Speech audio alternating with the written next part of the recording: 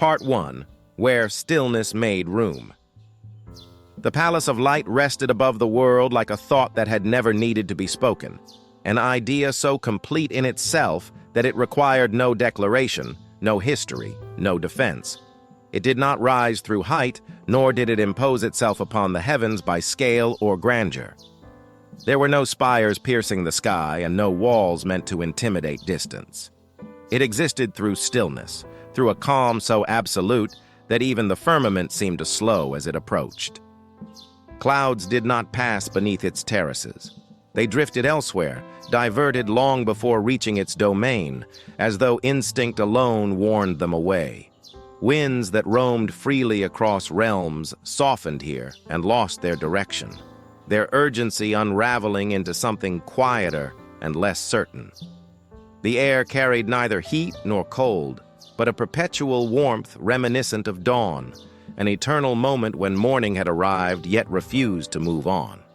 Light behaved differently upon the summit. It did not glare and it did not command. It rested. It lay upon stone as water rests upon still glass, unbroken and patient. Shadows existed only where they were permitted, never sharp enough to imply conflict and never deep enough to suggest concealment.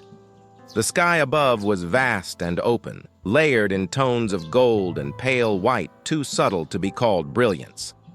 It was illumination without insistence, clarity without demand. It was said that battles had never reached this place, not because they could not, but because they forgot the way. Violence, with all its hunger for momentum, lost coherence in the presence of such stillness. Ambition unraveled before it could take shape. Rage thinned into exhaustion, its edges dulled until it no longer recognized itself. Even divine intent, so often sharpened into law or decree, found no purchase here, slipping away as though it had never been fully formed. This summit was not defended. It did not need to be. At the highest terrace, where polished stone met sky without any visible boundary between them, silence gathered naturally. It was not imposed and not enforced. It accumulated over time, layer by layer, like light settling upon unmoving water. Sound did not vanish here. It simply chose restraint. Words spoken upon the summit did not echo. They arrived, existed, and were released. This was a place shaped not by power, but by memory. A place built to endure the passing of ages without reacting to them. A place where even gods were permitted to observe without being compelled to act. This was where Lynn knelt. Her presence did not disturb the stillness, yet neither was it consumed by it. She knelt upon the stone with practiced precision, her posture shaped by years of discipline that had taught her when to yield and when to remain unbent. The fabric of her robes flowed softly against the terrace floor, pale in color, simple in design, free of sigils or ornament. Nothing upon her declared status, lineage, or claim. What marked her was presence. Youth lingered in the sharpness of her gaze and in the quiet tension held within her shoulders. It was not careless youth, but vivid and restrained, as though motion waited just beneath the surface. She knelt not in submission, but in acknowledgement, aware of where she stood and what such a place demanded. Above her, the light remained unchanged. Around her, the palace held its breath, not in anticipation, but in recognition. Something had arrived at the summit, and stillness, ancient and patient, had made room for it. Part 2. Stillness is the choice. For a time, nothing moved. The palace did not acknowledge Lynn's presence with ceremony or sign. Light did not shift. Air did not tighten. Stillness remained intact, vast and accommodating, as though the summit itself had learned long ago that arrivals were inevitable and reactions were optional. Lynn remained kneeling. She did not rush the moment. Discipline had taught her that silence was not absence, but allowance. To speak too soon in this place was to misunderstand its nature, yet what she carried could not remain unspoken indefinitely. When she finally lifted her head, it was only enough to steady her breath. "Master," Lin said. Her voice did not echo. It did not fade. It arrived, rested briefly in the open air, and then released itself, as though sound here understood restraint as instinct rather than rule. She bowed deeply, lowering her forehead toward the stone. The gesture was precise and unhurried, shaped by respect rather than fear. "The bells have sounded across the heavens," she continued. "Not once, and not as warning. They rang as confirmation." She paused, not for emphasis, but because the words themselves required space. "The signs have aligned," Lin said quietly. "The seals are no longer holding as they once did. The war has begun." The summit did not react. Light remained where it was. The sky held its calm. No tremor passed through the stone beneath her hands.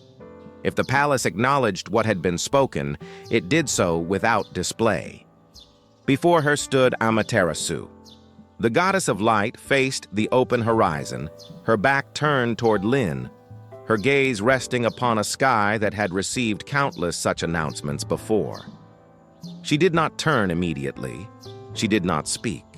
Her posture remained relaxed, unburdened by urgency, as though the words had arrived exactly when expected. For a moment, the world felt unchanged. Then Amaterasu shifted her weight slightly. The movement was subtle enough that it would have gone unnoticed anywhere else. Here it carried meaning, not reaction, but acknowledgement. When she spoke, her voice was calm, filtered through the stillness like light passing through thin cloud. "So," she said gently, "it has finally reached that point." There was no alarm in her tone and no tightening of resolve. Only recognition, quiet and complete, like the arrival of a season long anticipated. Lin lifted her head just enough to search her master's expression. She found none of what she had prepared herself to meet. No shadow crossed Amaterasu's face. No concern weighed upon her gaze. If anything, there was the faintest suggestion of amusement, as though the news had confirmed something already known rather than revealed something new. "The other realms are preparing," Lin said, more carefully now. "Gods are choosing sides. Ancient laws are being tested. Even those who once claimed neutrality are moving." As she spoke, her hands curled briefly at her sides, a small betrayal of the tension she kept carefully contained. She had crossed worlds to deliver this message. She had expected resistance, urgency, command. She had expected motion. Amaterasu smiled faintly. It was a restrained gesture, one that barely qualified as expression at all. "Movement is inevitable," she replied. "Stillness is the choice." The words settled between them. Lin felt their weight not as dismissal, but as distance, a widening gap between what was unfolding beyond the summit and what remained unchanged upon it. She rose slowly from her kneeling position, respect still guiding her movements, though formality alone no longer held her in place. "You do not intend to intervene?" Lin asked. Her voice remained steady, but the question carried more than curiosity. It carried urgency shaped by youth, by proximity to consequence, by the instinctive understanding that war demanded response. Amaterasu did not answer at once. When she finally turned, the light shifted, not brighter and not harsher, but warmer, as though the sun itself had leaned closer to observe. For a brief instant, Lin felt the world beyond the summit recede, becoming distant and indistinct. "I intend to enjoy the weather," Amaterasu said lightly. "It is particularly pleasant today."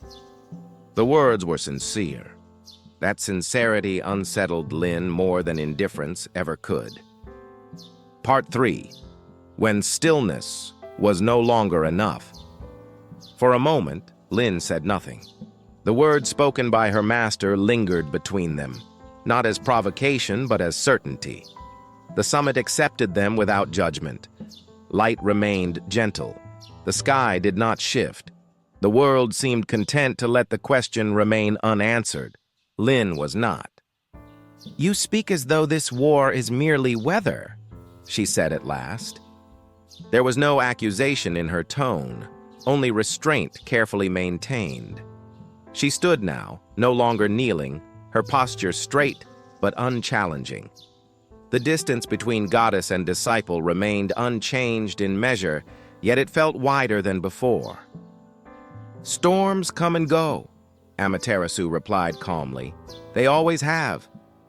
"And they leave things broken behind them," Lin said. Amaterasu regarded her in silence. It was not the silence of dismissal, nor that of deliberation. It was the stillness of one who had already passed through countless conclusions and found none of them permanent. Lin felt that gaze rest upon her, not weighing and not judging, but observing, as though she were a phenomenon rather than a student. "You are close to this," Amaterasu said. "That is why it feels urgent." Lin inclined her head slightly. "Yes." The admission came easily. "I have walked among the lower realms," she continued. "I have seen what happens when gods choose sides too late, or not at all. Neutrality is never interpreted as wisdom by those who bleed." Amaterasu did not contradict her. Instead, she asked, "And what would you have me do?" The question was gentle and dangerous in its openness. Lin hesitated. She had not come prepared to answer it. Command was not something she expected from her master, nor obedience from herself. What she felt instead was a growing certainty that remaining upon the summit would require a kind of stillness she no longer possessed. "I do not know," Lin said truthfully, "but I know I cannot remain here while the world shifts." She drew a breath, steadying herself. "If war is unavoidable," she continued, "then I would rather witness it than pretend it does not exist. I would rather see what choices are made by gods and mortals alike than remain untouched by consequence." Amaterasu's lips curved into something like a smile. "You mistake distance for ignorance," she said. "I see more from here than you realize." "I know," Lin replied. "That is why I must leave." The answer surprised even herself in how complete it felt. "I was taught to observe," she said quietly. "But observation without engagement becomes indulgence. I do not wish to learn the world only through memory." Amaterasu studied her then, not as a goddess studies a subject, but as one presence regards another standing at the edge of becoming. "You wish to go," she said. It was not a question. "Yes." The word carried no hesitation. Lin felt it settle within her, firm and irreversible. For a time, Amaterasu said nothing. The light around them remained unchanged, yet Lin sensed something else, an inward adjustment, subtle and careful. The goddess of light had known this moment would come. She had always known. Those who learned too well eventually outgrew stillness. "You will not find clarity out there," Amaterasu said at last. "Only motion." "I understand," Lin replied. "You will not find justice," Amaterasu continued. "Only consequence." "I understand." "And you will not return unchanged." Lin met her gaze fully. "I do not wish to." That at last drew a soft laugh from Amaterasu. It was rare upon the summit, light and fleeting, like sunlight touching water before moving on. For a brief moment, even the stillness seemed to listen. "You have always been restless," Amaterasu said, "even as a child." Lin lowered her gaze, not in shame, but in recognition. "You never told me to stop." "No," Amaterasu agreed. "I taught you how to endure it." She stepped closer. Standing side by side, the contrast between them became unmistakable. Amaterasu's presence was timeless, distant, composed of patience accumulated across eras. Lin's was immediate, youth sharpened by conviction, resolve unsoftened by repetition. She had not yet learned the art of appearing detached. Amaterasu reached out and adjusted the fold of Lin's sleeve. The gesture was small, intimate, and warm. "Go then," she said. "See what they choose to make of this war." Relief flickered across Lin's face before she could restrain it. She bowed deeply, gratitude evident in every line of her posture. "I will return," Lin said. Amaterasu did not answer at once. She turned her gaze back toward the horizon, where the sky remained untouched by turmoil. "Return," she repeated quietly, as though testing the weight of the word. As Lin turned to leave, the summit remained still. Yet somewhere within that stillness, something had begun to shift. Part 4. The Right That Acknowledged the Path. "Wait," Amaterasu said. The word did not cut through the air, nor did it command. It arrived gently, yet Lin stopped at once, her body responding before thought could follow. She remained where she stood, head slightly bowed, breath steady, aware that something was about to unfold, not because she had been warned, but because the space itself seemed to remember what came next. Silence gathered again, not abruptly and not with weight. It settled as light does at the end of day, lingering a fraction longer before conceding to evening. Amaterasu stepped forward. Her movements were unhurried and precise, not ceremonial in appearance, yet unmistakably ancient in intent. Each step softened the space around her, as though the summit adjusted itself not to presence, but to memory. The light responded accordingly, bending gently, like water yielding around a stone placed without force. This ritual did not begin with words. Words, after all, were agreements made too late. Amaterasu raised one hand, palm open, fingers relaxed. The air before her grew warmer, not brighter, but fuller, and within that warmth faint traces of form began to emerge. Symbols took shape slowly, appearing not as markings imposed upon reality, but as recollections briefly allowed to surface. They glowed softly, neither burning nor shimmering, and dissolved almost as soon as they were complete, leaving behind no residue that could be measured. These symbols were not meant to protect, they were meant to acknowledge. Long before wars learned to announce themselves with banners and cries, this rite had existed for those who stepped beyond certainty. It was performed not when one departed for glory, nor when one was sent to serve, but when one chose to walk without guarantee of return. Lin felt the first touch of the ritual not upon her skin, but deeper. It reached something within her that had no name, something that had been watching quietly since her arrival upon the summit. The warmth did not invade. It rested, settling into her chest with a familiarity that carried neither command nor restraint. Amaterasu circled her slowly, not as one inspects, but as one remembers.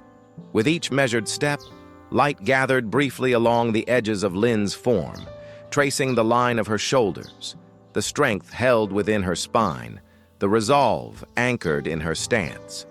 It did not illuminate her to reveal weakness or virtue. It accompanied her, as one might accompany a thought that had already been chosen. As the ritual continued, the summit itself seemed to recede. Stone and sky blurred at their boundaries, not vanishing but yielding priority to what unfolded between goddess and disciple. The world beyond remained intact, yet distant, as though observed through layers of calm water. Time did not stop, it simply loosened its grip. Amaterasu's expression remained serene, yet Lin sensed a shift beneath that serenity, not hesitation and not doubt, but careful restraint. The goddess of light had borne witness to countless departures across uncounted eras. She had learned that attachment, when indulged too openly, distorted judgment, while denial left something brittle behind. This ritual existed in that narrow space between. When Amaterasu spoke again, her voice was softer than before, not diminished but intimate, as though the words were not meant for the summit at all. "Walk without haste," she said. Urgency blinds more surely than darkness. The light responded, brushing Lin's shoulders with gentle insistence. Lin felt her breath steady further, the tension within her aligning rather than dissolving. There was no promise of safety carried within the warmth, only presence, the assurance that she would not walk unseen even if she walked alone. "And do not mistake brightness for truth," Amaterasu continued. "Light reveals, but it also distracts." Lin inclined her head slightly. She did not ask for clarification. Some truths, she had learned, lost their shape when named too clearly. The final gesture of the rite was the simplest. Amaterasu placed 2 fingers briefly at Lin's brow. The touch was so light it might have been imagined anywhere else. It lasted only a heartbeat, yet within it Lin felt something settle, not as protection, but as orientation. A quiet alignment, as though her inner compass had been acknowledged rather than adjusted. Then the light receded. Not abruptly and not reluctantly. The symbols faded without trace. The warmth softened into memory. The summit returned to its familiar stillness, unchanged to any outward sense, yet fuller, as though it now carried a story that did not require retelling. The rite had ended. Part 5. When departure was allowed. Lin bowed once more. This time the gesture was deeper than before, shaped neither by formality nor instruction, but by gratitude. She did not speak. Words felt unnecessary, even intrusive, after what had been acknowledged without language. When she straightened and turned to descend from the summit, her steps were lighter, not because she felt relieved, but because she felt resolved. She did not look back. The palace did not mark her departure with sound or sign. Light remained where it was. Stone held its calm. As Lin's figure diminished against the open sky, her presence thinned naturally, until the summit could no longer distinguish her from distance.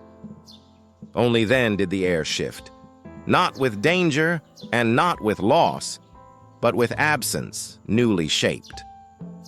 For a brief moment, light lingered where Lin had stood, holding a fraction longer than required, as though acknowledging a departure it had no power to prevent. Then it too settled, returning to its quiet equilibrium. Amaterasu remained. She stood upon the highest terrace long after Lin had passed beyond sight. The summit did not acknowledge her solitude, for solitude here had never implied absence. It was a state the palace understood well, one it had been shaped to hold without strain. Light continued to rest upon the stone with the same gentleness as before. The sky remained open and untroubled, unchanged by the war stirring beyond its reach. Yet Amaterasu did not turn away. Her gaze rested upon the horizon, not searching for movement, but observing continuity itself. The world below moved as it always had, unseen from this height yet fully present in her awareness. She sensed distant alignments shifting, the slow tightening of decisions being made elsewhere, and the subtle fraying of rules that had endured long enough to be mistaken for permanence. She did not intervene. Intervention was easy. It had always been easy. To shine brighter, to declare intent, to step forward and force clarity where ambiguity threatened comfort. She had done so before, in ages when light had been mistaken for certainty, and certainty had justified ruin. She remembered those ages clearly. The world had begged for guidance. Gods had answered too quickly. Paths had been illuminated before those who walked them understood where they led. The result had not been harmony, but dependence. Mortals had learned to look upward instead of inward, and gods had learned to mistake obedience for balance. Amaterasu had withdrawn then, not in rejection, but in correction. Light, she had learned, must sometimes remain still. As she stood upon the summit now, the memory of Lin's presence lingered, not as concern, but as warmth, a subtle echo not yet ready to fade. Lin carried curiosity untempered by centuries, and conviction unsoftened by repetition. That quality was fragile. It was also rare. It was why Amaterasu had allowed her to go, not because the war required witnesses, but because the world required eyes that still believed seeing mattered. Below, far beyond mortal sight, the heavens continued their slow realignment. Bells that had rung once did not ring again, yet their resonance endured, not as sound, but as consequence, carried forward by choice and restraint alike. War would come, not because it was desired, but because it had been permitted, and permission, once given, rarely withdrew itself. Amaterasu closed her eyes briefly, not in weariness, but in acceptance. Within that moment of darkness, light did not vanish. It changed state, turning inward, illuminating memory rather than horizon. She recalled countless departures like Lynn's, each carrying hope that had never been guaranteed to survive the journey. Some returned, some did not. What mattered was that they had been allowed to leave. When Amaterasu opened her eyes again, the sun had shifted slightly along its path. Time had moved, obedient and indifferent. The palace remained untouched, its calm undisturbed, its purpose intact. She turned from the edge of the terrace and walked inward, her steps soundless against the stone. The summit accepted her departure without ceremony. Light continued to rest where it always had, unclaimed and unpossessive.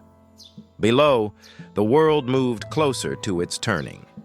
Above it, the palace of light remained, not as refuge and not as throne, but as reminder that even in the presence of war, stillness could endure, and that sometimes the most profound act of a god was not intervention, but restraint. End of chapter 4.